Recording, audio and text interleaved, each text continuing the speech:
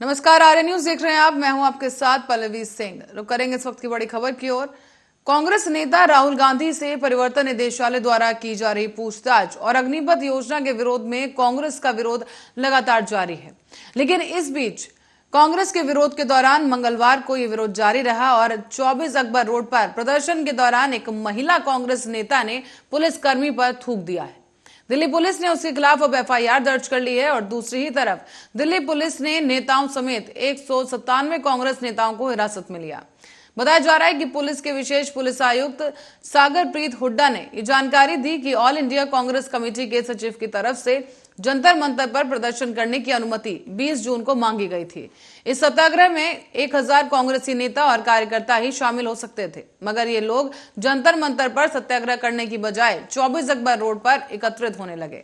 ये धारा 144 का उल्लंघन था। इस मामले में 197 कांग्रेसी नेता और कार्यकर्ताओं को हिरासत में ले लिया गया है। इनमें से 18 सांसद भी शामिल है और इस बाबत ये मामला दर्ज किया गया है। आपको वीडियो भी दिखा दें। ये वीडियो तेजी से वायरल हो रहा है। जो ये महिला बस के अंदर खड़ी हैं, ये कांग्रेस नेता है और पुलिस जब इन्हें पकड़ने या इन्हें रोकने के लिए आ रही है तो उन पर थूक दिया जा रहा है।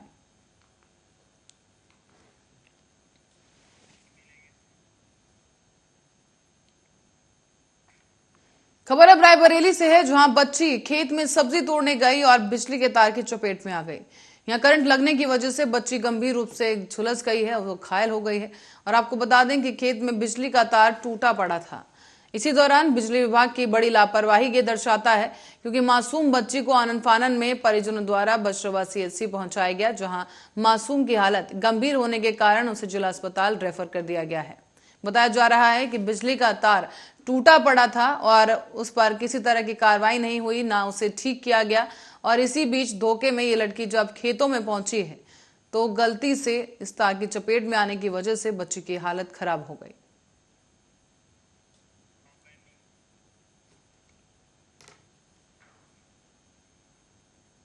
गई थी खेत में, वहाँ पे जो है कि तार टूट गया, नीचे धरे पकड़ नहीं मिला। भिंडिन में कहीं तार था, तुरंत मत रहा, वो पकड़ ली। अब नहीं कि समझ में आओ, 2 घंटा से पड़ी रही। अब पड़ी रही तो अब घर में हमें नहीं सबर, तो हमारी मातारी गई तो हमारे पारी खेते में हवा चिल्लात रही। और अब खबर प्रतापगढ़ से है, जहां एंटी करप्शन टीम ने घूस लेते हुए रंगे हाथों एक लेखपाल को गिरफ्तार किया है। एंटी करप्शन टीम ने जिस घूसखोर लेखपाल को पकड़ा है उसका नाम संजय यादव बताया गया। और आपको ये बता दें कि उसने जमीन का पट्टा कराने की एवज में लेखपाल ने पीड़ित आशीष सिंह से 5000 रुपए की मांग की थी। तो वहीं पीड़ित की शिकायत पर एंटी करप्शन लखनऊ की टीम ने लेखपाल को लालगंज तहसील से गिरफ्तार किया है, जहां एंटी करप्शन टास्क फोर्स प्रभारी लक्ष्मीकांत यादव ने बताया कि 20 जून को शिकायतकर्ता आशीष सिंह, जो कि लालगंज के मंगापुर के रहने वाले हैं, उन्होंने शिकायत दर्ज करवाई थी। लालगंज तहसील का लेखपाल राजस्व संजय यादव जमीन पट्टा कराने के एवज में घूस मांग रहा था। इस शिकायत के बाद इंस्पेक्टर की अगुवाई में राजस्व लेखपाल संजय यादव को गिरफ्तार कर लिया गया है।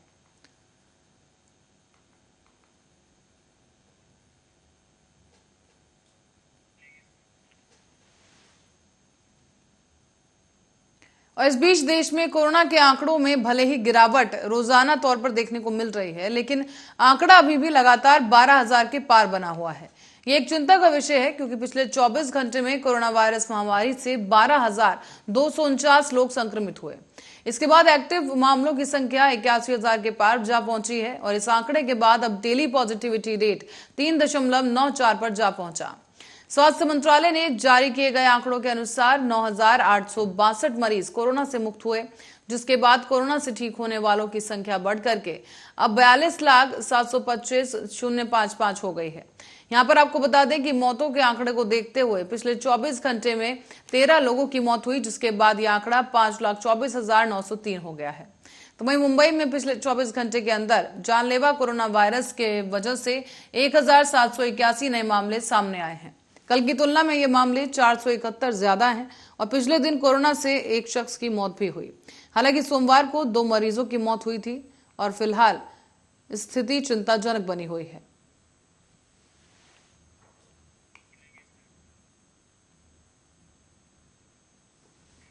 और इस बीच दक्षिण पश्चिम मानसून ने देश के अधिकतर राज्यों में दस्तक दे दी है। पश्चिमी विक्षोभ के चलते दिल्ली, यूपी, पंजाब और हरियाणा समेत उत्तरी राज्यों में भी मौसम भीगा भीगा सा है। इसके प्रभाव से झुलसाती गर्मी से राहत मिली है और देश भर में पारा तेजी के साथ लुढ़क गया है। दक्षिण भारत और पूर्वोत्तर के कुछ इलाकों में भारी बारिश की वजह से जनजीवन प्रभावित भी हुआ। मानसून गति पकड़ रहा है, अधिकतर राज्यों में यह दस्तक दे चुका है और कुछ राज्य ऐसे हैं जहां पश्चिमी विक्षोभ और प्री मानसून के कारण भी बारिश हुई। इससे मौसम में ठंडक आ गई है और अधिकांश राज्यों में पारा 40 डिग्री से नीचे पहुंच गया। हालांकि नमी बढ़ने की वजह से कई इलाकों में उमस सता रही है। मौसम विभाग के अनुसार इस सप्ताह ही मानसून दिल्ली और आसपास के इलाकों में भी दस्तक देगा। हिमाचल प्रदेश के रोहतांग और लाहौल के पहाड़ियों पर बर्फबारी भी हुई और इस बीच बुधवार को भी प्रदेश के कई क्षेत्रों में बारिश के आसार हैं। 23 जून से मैदानी जिलों ऊना, बिलासपुर, हमीरपुर और कांगड़ा में मौसम साफ रहा और मौसम विज्ञान केंद्र शिमला ने 25 से 28 जून के बीच मानसून के हिमाचल पहुंचने की भी संभावना जताई है। पर्यटन नगरी मनाली में भी मंगलवार की शाम बारिश हुई और बारिश की रिमझिम फुहारों ने मौसम में ठंडक भर दी है।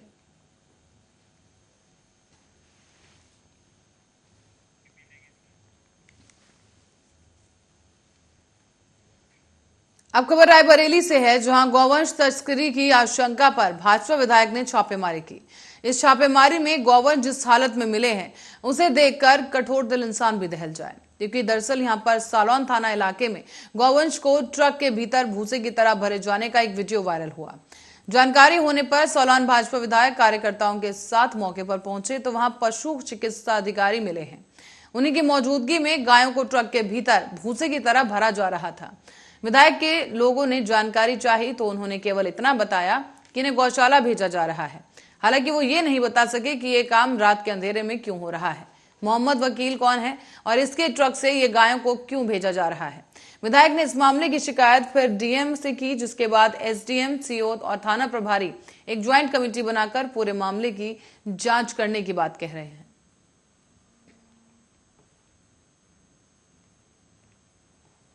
मैं खुद रात में वहाँ पे गया था व्यक्तिगत रूप से। वहाँ पे हमारे कार्यकर्ता बंधु भी थे और पुलिस को भी मैंने एसओ साहब को फ़ोन किया था, मुझसे पहले वो लोग वहाँ पहुँच गए थे। सारे गोवंश बहुत ही बुरी तरह से उनका मुंह बांध करके, उनकी गर्दन बांध करके ऊपर ट्रक में लटकाया हुआ था और बिल्कुल कूड़े कचरे के ढेर की तरह उसके अंदर भरा हुआ था। और उसमें जो संलिप्तता पाई गई है, उसमें जो पशु चिकित्सा अधिकारी हैं सरोज जी, उनकी संलिप्तता है। वहाँ पर एक मिराज अहमद जो ड्राइविंग का काम करता है, इनके साथ ड्राइवर रह चुका है डॉक्टर साहब साथ, उसने भी सारी बातें बहुत बताई कि इन्होंने कई जगह से जानवर भर के 14-14, 15-15, 16-16 चक्कों की गाड़ी में यहाँ से बिहार भेजे हैं स्लॉटिंग के लिए। और बहुत सारे ऐसे साक्ष्य उसने बताए हैं, उसने गवाही दी है, लिखित में भी उसका वीडियो एविडेंस भी है। मैंने आज कल रात में भी जो है काफ़ी उस पर मेहनत मशक्क़त की है हमारे कार्यकर्ता सारे के साथ में। और मैंने अभी बैठ करके सीओ साहब, एसडीएम साहब और कोतवाल साहब सब लोगों ने बैठ करके उसमें एक ज्वाइंट रिपोर्ट बना करके डीएम साहब को देंगे। उसके बाद डीएम साहब वहाँ से एक कमेटी बना करके इसकी पूरी जांच कराएंगी और पूरी प्रशासनिक कार्रवाई जिसके विरुद्ध बनती है वो की। खबर अब रायबरेली से है, जहां खाने की चीजों की बर्बादी और नुकसान से निपटने के लिए सरकार की सिंगल स्टेज परिवहन व्यवस्था रायबरेली में शुरू हो गई है। डीएम ने परिवहन में लगाए गए ट्रकों को हरी झंडी दिखाकर रवाना किया। इस योजना के तहत अब एफसीआई गोदाम में खाद्यान्न उठाकर सीधे राशन दुकान तक पहुंचाया जाएगा। इससे पहले राशन उठाकर ब्लॉक गोदामों में रखा जाता था, जिसकी वजह से रास्ते में राशन बर्बाद होता था। साथ ही गोदाम पर नुकसान की शिकायत भी आती थी और ट्रांसपोर्टेशन का खर्च भी कहीं ज्यादा बढ़ गया था। और इसी के साथ साथ परिवहन के समय से इन ट्रकों की मॉनिटरिंग भी मुश्किल थी। लेकिन अब नई व्यवस्था की वजह से जीपीएस सिस्टम से लैस हुए इन ट्रक्स को कभी भी और किसी भी वक्त खाद्य आयोग द्वारा मॉनिटर किया जा सकेगा।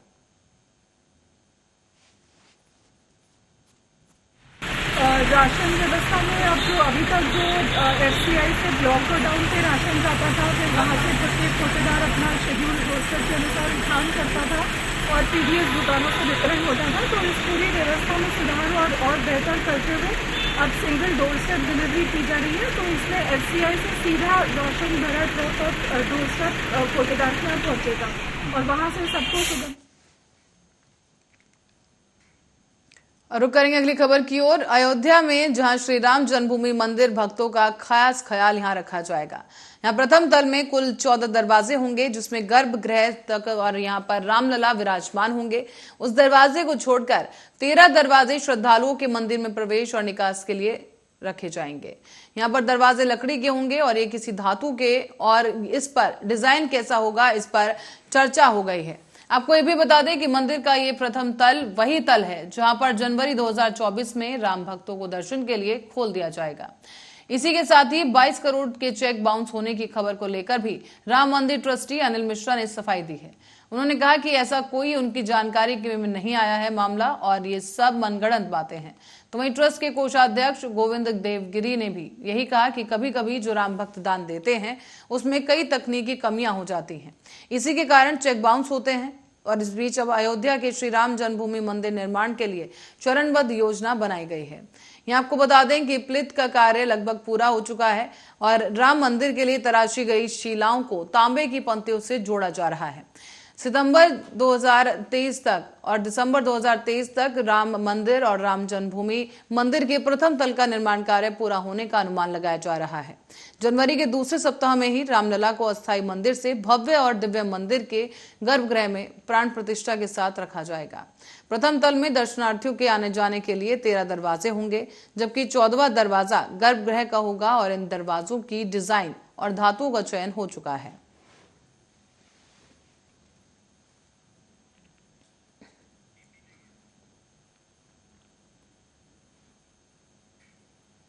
रुक करेंगे अगली खबर का। फतेहपुर से खबर सामने है, जहां पर अवैध वसूली पर लगाम नहीं लग पा रही।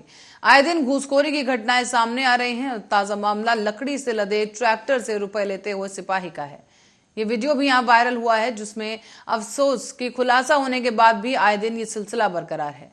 सबसे शर्मनाक, कानून रक्षक ही भ्रष्टाचारी बन गए हैं। और ये वीडियो भी ऐसा ही सबूत दे रहा है, जहां पर वीडियो में वसूली लेता डायल 100 का सिपाही बताया जा रहा है। आप भी देख सकते हैं कि ये सिपाही यहां पर ट्रक जो लदा हुआ है लकड़ियों से, उससे रिश्वत वसूल रहा है।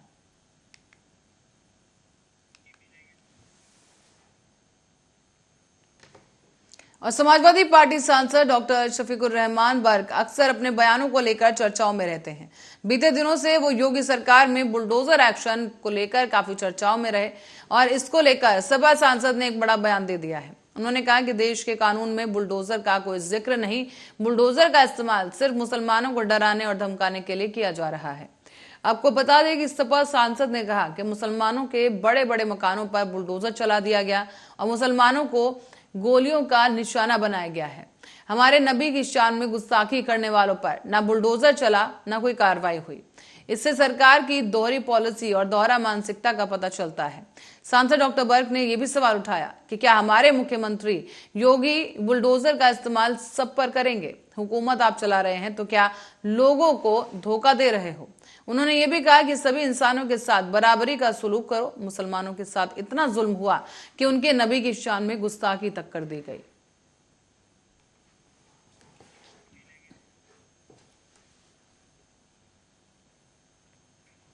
और इस बीच दिल्ली मेट्रो की येलो लाइन की समयपुर बदली डिपो की जिम्मेदारी निजी एजेंसी को सौंपने की तैयारी हो रही है। इसी के तहत 20 मेट्रो ट्रेनों के साथ साथ अब मशीनों का रखरखाव आधुनिक तकनीक से किया जाएगा और अभी तक इसके रखरखाव का जिम्मा दिल्ली मेट्रो के पास ही था। डीएमआरसी ने इसके लिए अब टेंडर के बाद 2 अंतर्राष्ट्रीय बोली दाताओं को चुन लिया है।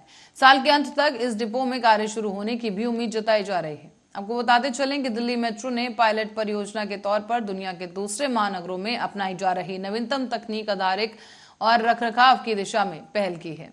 इस दौरान दिल्ली मेट्रो की तरफ से किसी भी डिपो के लिए पहली बार जाने वाली पहल है ये, और इससे जनशक्ति के कुशल उपयोग के साथ साथ रखरखाव लागत में कमी आएगी। डिपो की सेवाओं की आउटसोर्सिंग के बाद ये कार्यरत कर्मियों को मेट्रो फेज 4 परियोजनाओं के डिपो में तैनात किया जाएगा।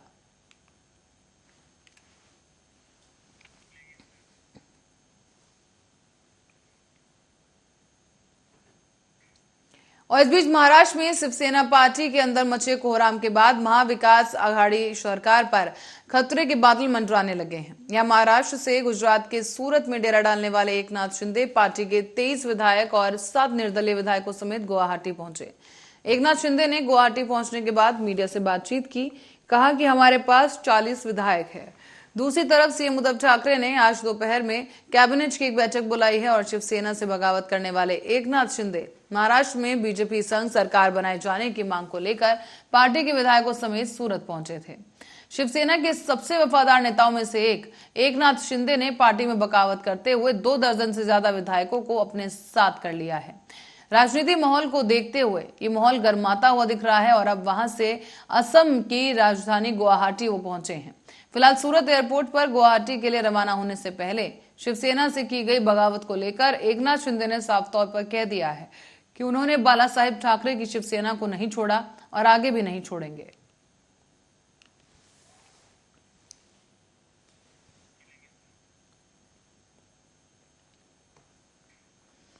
और सेना भर्ती की योजना अग्निपथ को लेकर बिहार में प्रदर्शन थम गया है, लेकिन पिछले 3 दिनों से पूरे राज्य में शांति कायम रही और बिहार में विपक्षी दलों का महागठबंधन बुधवार को अब अग्निपथ योजना के विरोध में राजभवन मार्च करने जा रहा है। आपको बता दें कि अग्निपथ योजना को लेकर बिहार में विपक्षी दल केंद्र पर लगातार निशाना साध रहा है और महागठबंधन इस योजना के खिलाफ 22 जून को यानी आज राजभवन तक मार्च करेगा। आपको बता दें कि आरजेडी नेता तेजस्वी यादव के नेतृत्व में महागठबंधन के सभी विधायक बिहार विधानसभा से लेकर राजभवन तक पैदल मार्च करेंगे। राज्यपाल से मिलकर गठबंधन की तरफ से अग्निपथ स्कीम को वापस लेने की मांग से संबंधित ज्ञापन राज्यपाल को सौंपा जाएगा।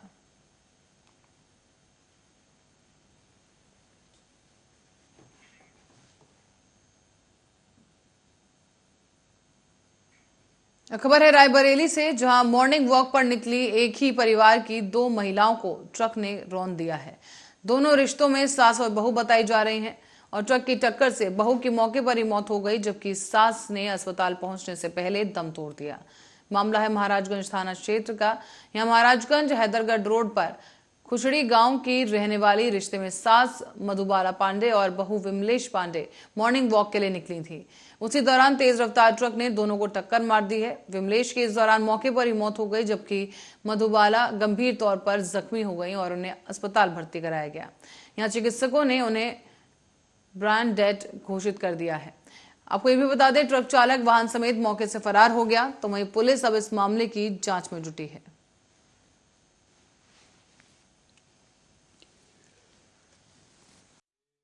करीब 6 बजे सुबह आज एक महिला जिसका नाम मधुबाला गुप्ता 55 साल सगरापुर की अत्यंत गंभीर अवस्था में सीएससी पे लाई गई और परीक्षण के उपरांत उसको मृत घोषित कर दिया गया। बता रहे हैं टहलने जा रही थी क्या? हाँ, ऐसा बता रहे थे कि सुबह वो टहलने के लिए घर से निकली थी। किसी अज्ञात वाहन ने सुबह 4:30 बजे मेरी भाभी और एक बहू लगती है, मेरे परिवार की हैं दोनों लोग, रोज टहलने जाती थी। आज भी टहलने के लिए दोनों लोग निकली यहाँ से और सागरपुर चौराहे से पेट्रोल टंकी थोड़ा पहले ही जा रही थी। पीछे से कोई ट्रक या बड़ा वाहन आया जिसने इनको जोरदार टक्कर मार दी।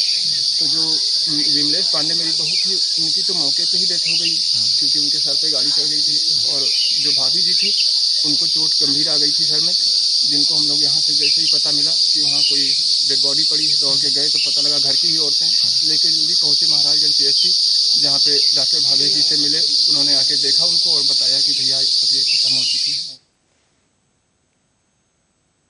और इसी खबर के साथ बुलेटिन में फिलहाल के लिए इतना ही। देश और दुनिया की तमाम खबरों के लिए बने रहे हमारे साथ, देखते रहे आर्या न्यूज।